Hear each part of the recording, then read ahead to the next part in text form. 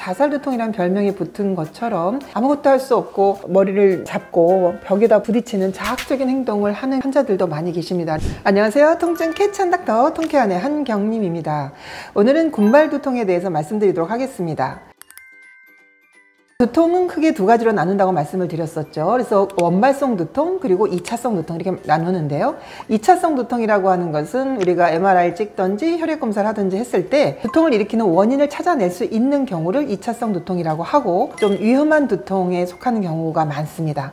그러나 원발성 두통이라고 하는 것은 우리가 검사를 했는데 이상을 찾아낼 수 없는데 두통이 반복하는 거, 그런 두통을 원발성 두통이라고 하는데요. 원발성 두통의 대표적인 것이 긴장성 두통, 우리가 스트레스가 있을 때 발생하는 긴장성 두통, 그리고 잘 알고 계시는 편두통, 군발성 두통, 이렇게 세 가지가 원발성 두통의 대표적인 두통입니다.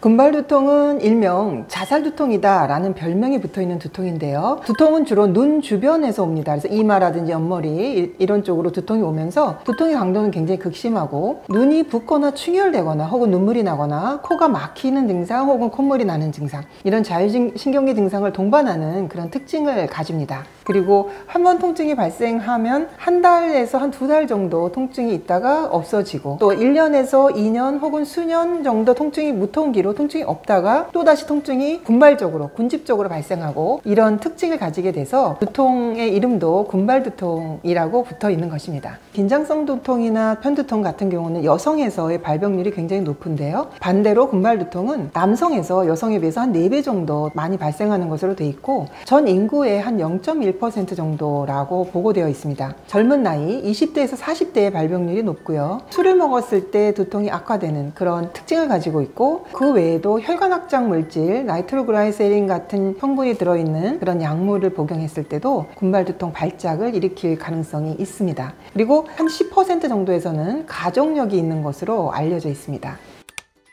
군발두통의 진단은 국제두통학회 진단 기준을 따르게 되는데요. 진단 기준을 보시면 안화 부위, 눈 속이나 눈 위쪽, 이마나 옆머리 쪽에서 두통이 극심하게 발생을 하고, 두통 발생하는 그 시간은 15분에서 180분 정도 됩니다. 그리고 한 이틀에 한 번이나 하루에 한 최대 8번까지 그런 통증 발작이 일어나고, 보통 이제 1시간 남짓 되는 시간들이니까요. 그런 발작이 일어나고 자율신경계 증상을 동반하는데, 그 두통이 있는 쪽으로 눈이 충혈되거나 붓거나 눈물이 나거나 코가 막히거나 콧물이 나거나 혹은 이마 부분에서 특히 땀이 나거나 하는 그런 자율신경계 증상이 일어나게 되고, 불안, 초조 이런 것들을 동반하게 되는, 그럴 때 우리가 군발두통이다 라고 진단을 하게 됩니다.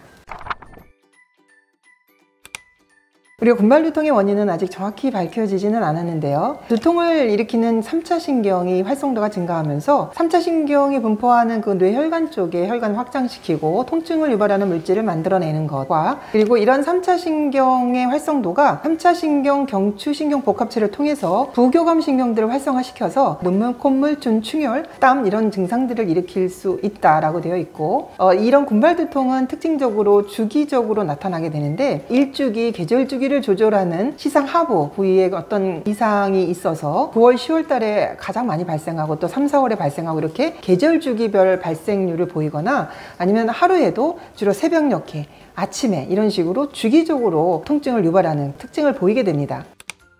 군발두통의 치료는 쉽지는 않습니다. 교과서적으로는 100% 산소를 흡입하는 것, 그리고 혈관 수축을 유도하는 편두통에 사용되는 트립탄 계열의 약물을 사용하는 것인데요. 그리고 이제 강력한 진통제 이런 것들을 쓸 수 있는데, 이런 약물들을 사용한다고 하더라도 두통 발작이 경감되지 않는 경우들이 많아서 군발두통이 자살두통이라는 별명이 붙은 것처럼 이 두통 발작이 들지 않을 때는 아무것도 할 수 없고 머리를 잡고 벽에다 부딪히는 자학적인 행동을 하는 환자들도 많이 계십니다. 그래서 아까 군발두통이 3차 신경 경추신경 복합체에서 부교감 신경과의 활성도가 증가되면서 발생하는 두통이라고 말씀드렸는데, 이런 3차 신경 경추신경 복합체 쪽으로 약물을 투여할 수 있는 경추경막약 내 주사 방법이 있습니다. 그래서 그런 주사 방법을 통해서 그런 신경의 활성도를 경감시켜 줄 수 있는 약물을 투여하면 통증 발작을 줄이는 데 크게 도움이 됩니다.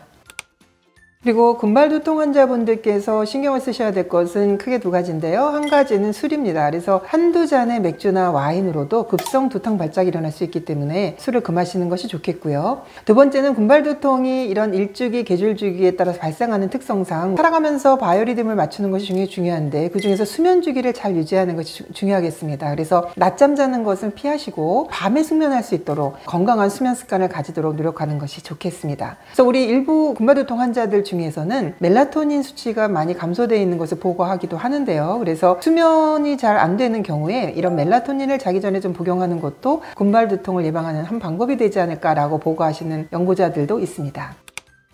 오늘은 원발성 두통 중에 너무 통증이 극심해서 자살두통이라고 불리우는 금발두통에 대해서 말씀드렸습니다. 통증 없는 삶, 우리들의 권리입니다. 통증 더 이상 참지 마세요.